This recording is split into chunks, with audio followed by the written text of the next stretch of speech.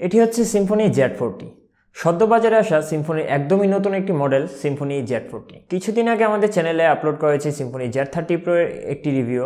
তো আজকের এই ভিডিওতে আমি আলোচনা করব এই সিম্ফনি Z40 কে নিয়ে। হ্যালো ভিউয়ার্স, আসসালামু আলাইকুম, আমি মাহমুদ শাকিল এবং আপনারা দেখছেন টেকভার্স।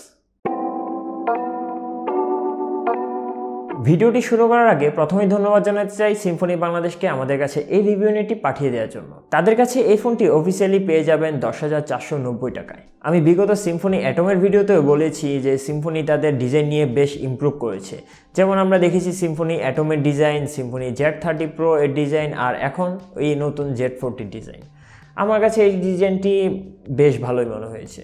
তাদের এই ফোনটি পেছনের দিকে লক্ষ্য করলে দেখা যাবে তারা বর্তমানে যে ফোনগুলোর যে একটা স্ট্যান্ডার্ড আছে সেই স্ট্যান্ডার্ডের সাথে মিলিয়েই তারা এই ডিজাইনটি করেছে। তো একটি বাজেট ডিভাইসে এরকম স্ট্যান্ডার্ড একটি ডিজাইন আমার কাছে খুবই ভালো লেগেছে।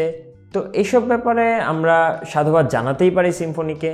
আর পেছনে দেওয়া হয়েছে একটি গ্লসি রিফ্লেক্ট ফিনিশিং, যার কারণে এটিকে দেখতে আরও বেশি জোস লাগছে, আর হাতেও বেশ ভালোভাবেই গ্রিপ পাওয়া যাচ্ছে, আর এতে সহজে দাগ পড়ারও কোনো সম্ভাবনা নেই। আর যদি এর বিল্ড কোয়ালিটির দিক দিয়ে দেখি তাহলে দেখা যাবে এটি পুরোটাই একটি plastic build phone. Plastic build হলো, এর বিল্ড কোয়ালিটি আমার কাছে বেশ ভালোই মনে হয়েছে।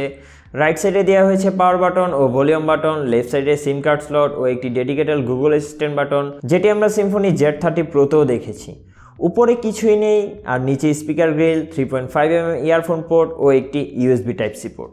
Wow, USB Type-C port! সাধারণত আমরা এইসব বাজেট ডিভাইসগুলোতে USB Type-C পোর্ট দেখতে পাই না। দেখা যাচ্ছে আমাদের মিড রেঞ্জ যেসব ফোনগুলো থাকে, মিড রেঞ্জ থেকে হাই রেঞ্জ বা ফ্ল্যাগশিপ সব ফোনে এখন Type-C পোর্ট ইউজ করা হয়। তো সেক্ষেত্রে এইসব বাজেট ডিভাইসে Type-C পোর্ট দেওয়া আমার কাছে বেশ ভালোই লেগেছে। আর পেছনে রয়েছে একটি ট্রিপল ক্যামেরা সেটআপ, আর পাশে ফিঙ্গারপ্রিন্ট সেন্সর। ফিঙ্গারপ্রিন্ট সেন্সরের পজিশন ছিল ভালোই। ফিঙ্গারপ্রিন্ট সেন্সর কিছুটা স্লো কাজ করেছে বলেই আমার কাছে মনে হয়েছে। 162 গ্রাম ওজনের এই ফোনটি পাওয়া যাবে 3টি কালারে: ড্যাজলিং ব্লু, ডেটফুল গ্রিন ও জলি ব্লু। আমার কাছে পার্সোনালি জলি ব্লু কালারটি বেশি ভালো লেগেছে, তবে এর 3টি কালারই দেখার মতো। ডিসপ্লে সেকশনে দেওয়া হয়েছে 6.5 ইঞ্চি HD+ ডিসপ্লে। এই বাজেটের ফোনগুলো থেকে সাধারণত HD+ ডিসপ্লেই আশা করা যায়। ডিসপ্লের কালার অ্যাকুরেসি আমার কাছে বাজেট ডিভাইস হিসেবে ভালোই লেগেছে, তবে ডিসপ্লে সাইজ কিছুটা বড়ই মনে হয়েছে আমার কাছে, 6.5 ইঞ্চি। তো যারা একটু বড় ডিসপ্লে চান তাদের জন্য আমি মনে করি এই ফোনটি একটি বেটার চয়েস। এই ফোনটিতে বেশ কিছু স্পেশাল ফিচার দেওয়া হয়েছে, যেমন double tap to wake up, double tap to lock, gyro sensor, then reverse charging. তো এই বাজেটের ফোনগুলোতে আমরা এইসব ফিচারগুলো তেমন একটা দেখতে পাই না। তো আমি মনে করি এই বাজেটের ফোনে এই ব্যাপারগুলো বেশ ভালো কিছুই। এবার চলে যাওয়া যাক এর হার্ডওয়্যার সেকশনে। প্রসেসর হিসেবে এটিতে ব্যবহার করা হয়েছে মিডিয়াটেক হেলিও Z35, যেটি 2.3 GHz এর একটি অক্টাকোর প্রসেসর, এবং জিপিইউ হিসেবে ব্যবহার করা হয়েছে PowerVR ZE8320। আর এটিতে অপারেটিং সিস্টেম হিসেবে ব্যবহার করা হয়েছে Android 10। স্টোরেজ ভ্যারিয়েন্টে দেওয়া হয়েছে 332 GB। এই বাজেটের ফোনগুলো পাবজি বা কল অফ ডিউটি এসব হাই গ্রাফিক্সের গেমগুলো খেলার জন্য উপযোগী না। তবে খেলতে পারবেন না তা না, খেলতে পারবেন, তবে টুকটাক ল্যাগ, হিটিং, ফ্রেম ড্রপ এসব ইস্যুগুলো দেখতে পাবেন। তবে যারা ফ্রি ফায়ার খেলেন তাদের জন্য বলি, এই ফোনটিতে ফ্রি ফায়ার বেশ ভালোভাবেই খেলতে পারবেন, তেমন কোনো ল্যাগ আমি দেখতে পাইনি। আর Asphalt 9-ও খেলেছি, Asphalt 9-ও টুকটাক ফ্রেম ড্রপ ছাড়া বেশ ভালোই খেলতে পেরেছি। তো আমি মনে করি যারা ফ্রি ফায়ার খেলার জন্য একটি ফোন করছেন কম বাজেটের ভিতরে, তাদের জন্য এটি একটি বেটার চয়েস। এই বাজেটের ফোনগুলো মেইনলি যারা কিনে তারা সবচেয়ে বেশি নজর দেয় ব্যাটারির দিক। এই ফোনটিতে দেওয়া হয়েছে 5000 mAh এর একটি বিশাল ব্যাটারি, যা থেকে আমি মোটামুটি 1.5 দিন থেকে 2 দিনের মতো ব্যাটারি ব্যাকআপ পাচ্ছিলাম। 2 দিন যাওয়াটা কিছুটা কষ্টসাধ্য হয়ে যাচ্ছে, তবে 1.5 দিনের মতো ব্যাটারি ব্যাকআপ অনায়াসে পাওয়া যাচ্ছে। তা আমি মনে করি এমন একটি বাজেট ডিভাইস থেকে এত লম্বা একটি ব্যাটারি ব্যাকআপ বেশ ভালো কিছুই। এবার বলা যাক এর ক্যামেরা নিয়ে।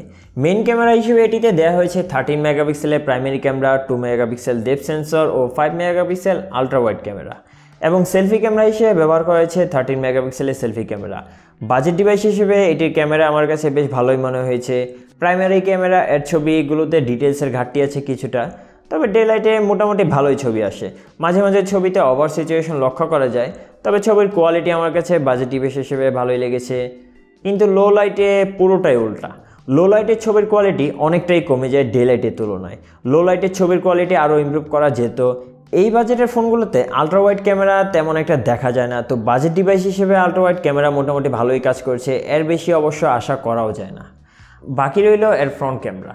ফ্রন্ট ক্যামেরার ছবিগুলো আমার কাছে ভালোই লেগেছে। ওই দিনের বেলা কিছুটা ওভার স্যাচুরেশন লক্ষ্য করা যায় বা ডিটেলসের পরিমাণ কিছুটা হারিয়ে যায়। তবে ওভারঅল সব কিছু মিলিয়ে যদি আমি বাজেট ডিভাইস হিসেবে চিন্তা করি সেক্ষেত্রে আমার মনে হয় ছবি ভালোই আসে, খারাপ না। তো আর কি, তো এইসব ফোনগুলো যারা কিনতে যান তাদের চোখে সবার আগেই পরে ডিজাইন বা এর ব্যাটারি বা এর ক্যামেরা। তাই মনে করি এই তিনটি জিনিসই এর মধ্যে রয়েছে। যেমন এর ডিজাইনের দিক দিয়ে বলেন, যে বাজারে আমরা অন্যান্য ফোনগুলো যেগুলো দেখি যে এর ডিজাইনগুলো কিন্তু প্রায় সিমিলারই হয়। তো আমি বলবো বাজেট ডিভাইস হিসেবে এই ডিজাইনটি খুবই ভালো। আর এটিতে দেওয়া হয়েছে 5000 mAh একটা ব্যাটারি, ভালো একটি ক্যামেরা, এছাড়া অন্যান্য যেসব স্পেশাল ফিচারগুলো রয়েছে, সব মিলিয়ে আমি বলবো 10,490 টাকা এটি একটি বেটার চয়েস হতেই পারে। তো কেমন লেগেছে ভিডিওটি? ভালো লেগে থাকলে অবশ্যই লাইক দিবেন, কমেন্ট করে জানাবেন আপনাদের মতামত। সবাই ভালো থাকবেন। আসসালামু আলাইকুম।